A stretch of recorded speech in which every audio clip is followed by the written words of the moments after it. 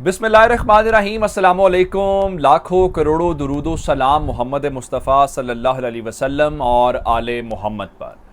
मैं हूं उमर दराज गोंदल और आप मेरा फेसबुक और यूट्यूब चैनल देख रहे हैं। मैं अगर ये कहूं कि खुदा हाफिज शहबाज शरीफ एंड कंपनी, तो ये कहना हरगिज़ भी गलत नहीं होगा। उसकी वजह यह है कि कुछ मामलात जो मैं आपको पहले से कहता आया हूं कि तयशुदा हैं। मैं आपको कहता आया हूं कि शायद इमरान खान को जो लॉन्ग मार्च है वो करने की ज़रूरत पेश ना आए।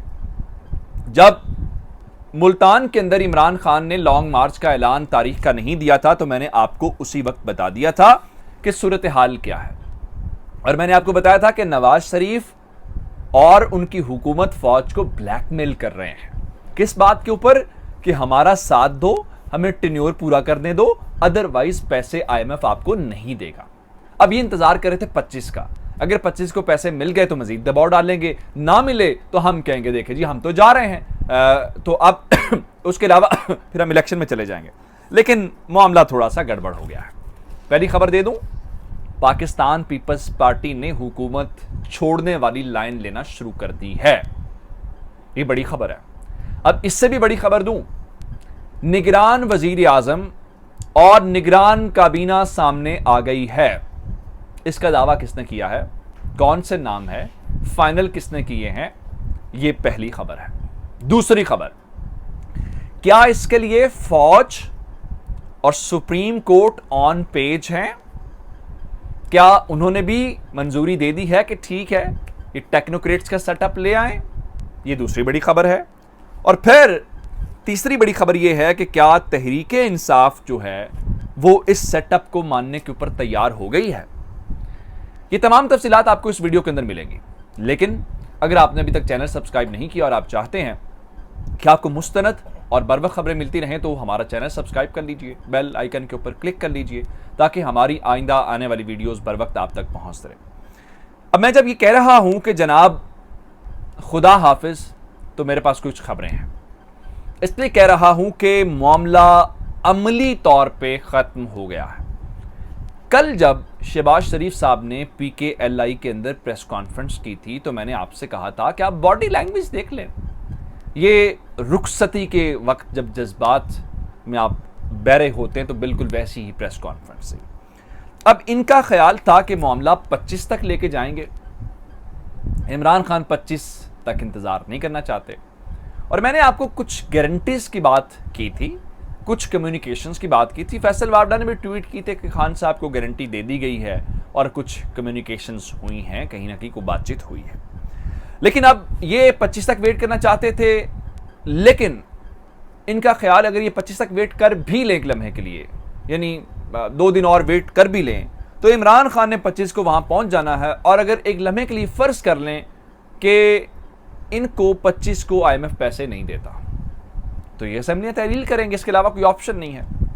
लेकिन इमरान खान ये असेंबलियां तहलील करेंगे तो उस इकदाम से जब इमरान खान इस्लामाबाद में बैठा होगा मजीद तगड़ा हो जाएगा और इमरान खान उसका बयानिया मजबूत होगा। इमरान खान ये कहेंगे कि भाई देखें, ये मेरे प्रेशर की वजह से, मेरे दबाव की वजह से असेंबलियां तहलील करने के ऊपर मजबूर हो गए। फिर मैंने आपको यह खबर दी हुई है कि शायद लॉन्ग मार्च की जरूरत पेश ना आए। पहले पीपल्स पार्टी से शुरू करते हैं, फिर मैं निगरान वजीर आजम और काबीना पे आ जाता हूं। पाकिस्तान पीपल्स पार्टी मुलाकातें भी कर रही है, और आपको वो जरदारी साहब वाली मुलाकात याद होगी जो मॉडल टाउन के अंदर हुई, और अब शरीफ खानदान ने उनको सोच विचार करके जवाब देना है। सॉरी। और जरदारी साहब ने मौला फजल रहमान से भी मुलाकात की, चौधरी शुजात हुसैन से भी मुलाकात की। पाकिस्तान पीपल्स पार्टी ने ये ग्राउंड बनाना शुरू कर दिया है, उनके रहनुमाओं ने ट्वीट्स करना शुरू कर दिए हैं जिसमें हुकूमत छोड़ने की तरफ बात जाएगी। अब आप कहेंगे कैसे? रात को नदीम अफजल चंद साहब ने, जो हाल ही में PTI को छोड़ के वापस पीपल्स पार्टी में गए हैं, उन्होंने कहा कि शीरी मजारी की गिरफ्तारी, सहाफियों के ऊपर मुकदमात, आखिर कौन है जो ऑपोजिशन के बयानिए को तकवीयत दे रहा है। उनके मुताबिक हमें हुकूमत छोड़ देनी चाहिए। और पाकिस्तान पीपल्स पार्टी के अंदर भी एक हल्का मजबूत हो गया है, जिस तरह नून लीग के अंदर है। वो कह रहे हैं कि हमें सपोर्ट नहीं मिल रही, हमें कोई कबूल नहीं कर रहा, हमें हुकूमत छोड़ देनी चाहिए। लेकिन मैं दो बड़ी खबरें जो दो सीनियर सहाफियों ने ब्रेक की हैं वो आपके सामने रखना चाहता हूं। शुरू करते हैं सबसे पहले कामरान खान साहब से, और यह पहली खबर है, दूसरी बात में देता हूं। कामरान खान साहब के मुताबिक आइंदा हफ्ता तब्दीलियों का है और जो कुछ चला चुके इस हुकूमत ने हाथ खड़े कर दिए और उनके मुताबिक अब सख्त फैसले होने जा रहे हैं। सियासी हुकूमत ये फैसले नहीं करेगी, मैं आपको ये भी बता दूं। उनके मुताबिक निगरान हुकूमत की तैयारी आखिरी मरहले के अंदर दाखिल हो गई है। मैंने आपको एक खबर दी थी पहले कुछ दिन कि मामला निगरान काबीना पे फंस गया, क्योंकि मुझे अंदाजा था कि कुछ चीजें ऐसी चल रही हैं।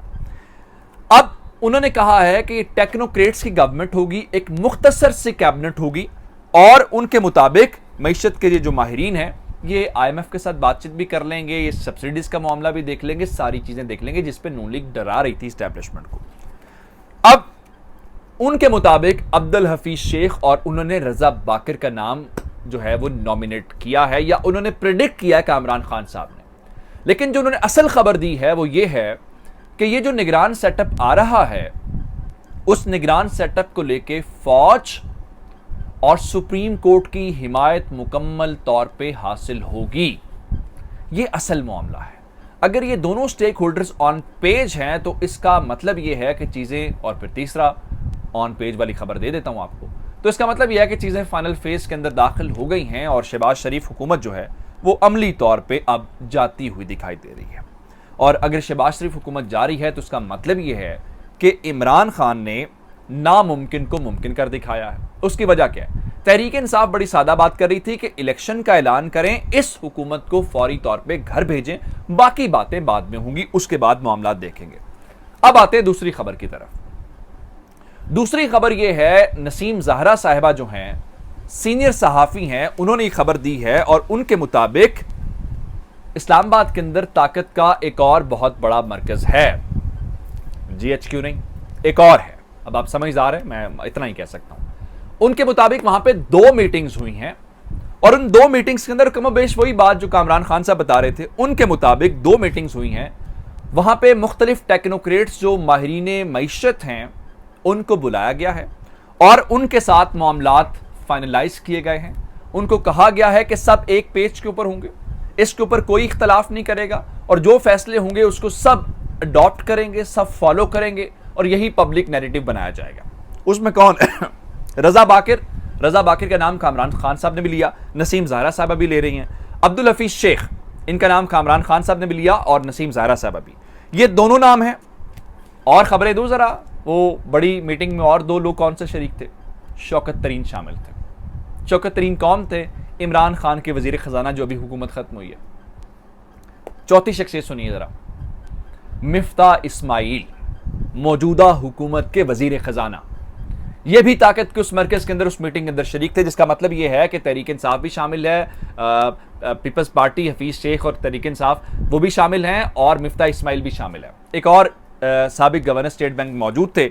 और वहां पे मामला क्या हुआ है? वहां पे मामला सिर्फ ये हुआ है, तहरीक इंसाफ ने भी कहा है कि हम इसको मानने के लिए तैयार हैं, ये सब्सिडीज को रोल बैक करेंगे और बाकी चीज़ों को बिजली महंगी करेंगे, सख्त फैसले करेंगे। तहरीक इंसाफ ने कहा है कि हम इसको मानने में सिर्फ एक सूरत में तैयार हैं और वो ये कि ये निगरान हुकूमत ऐलान करें, इस हुकूमत को घर भेजें, निगरान सेटअप आए, वो फैसला करे, हम इसको कबूल करेंगे। अपना बहुत सारा ख्याल रखिएगा। खुदा हाफिज़।